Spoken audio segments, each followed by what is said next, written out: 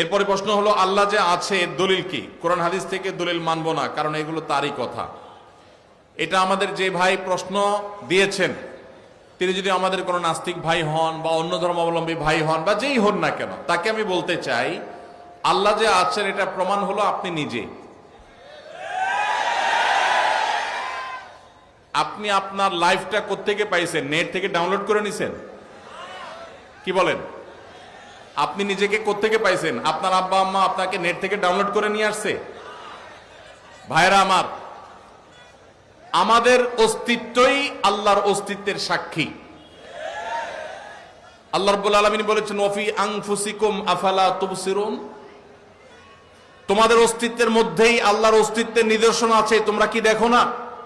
ভাইরা আমার, আল্লাহর এই বিশাল সৃষ্টি জগৎ, এই মহা সৃষ্টি, এত বিশাল সৃষ্টি জগৎ দেখার পরও যদি কেউ স্রষ্টাকে বিশ্বাস করতে কষ্ট হয়, তাহলে তার মতো হতভাগা আর কে হতে পারে?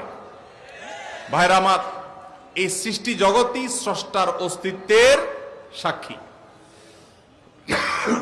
আল্লাহ রাব্বুল আলামিন আল্লাহর এই সৃষ্টি জগৎ দেখে, তার সুনিপুণ সৃষ্টি দেখে আল্লাহর অস্তিত্ব এটা খুঁজে পাওয়ার হেদায়েত, তৌফিক আল্লাহ তাআলা আমাদেরকে দান করুন।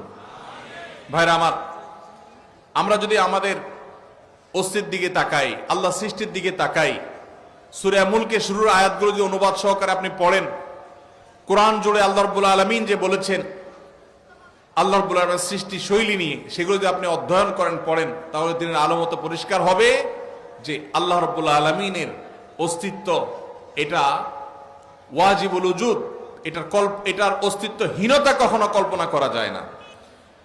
এটা নিয়ে দীর্ঘ আলোচনা করার সুযোগ নেই, শুধু এটুকুই বললাম যে আপনার আমার সৃষ্টি এটাই আমাদের স্রষ্টার কথা স্মরণ করিয়ে দেয়। কারণ স্রষ্টা ছাড়া কখনো সৃষ্টি হতে পারে?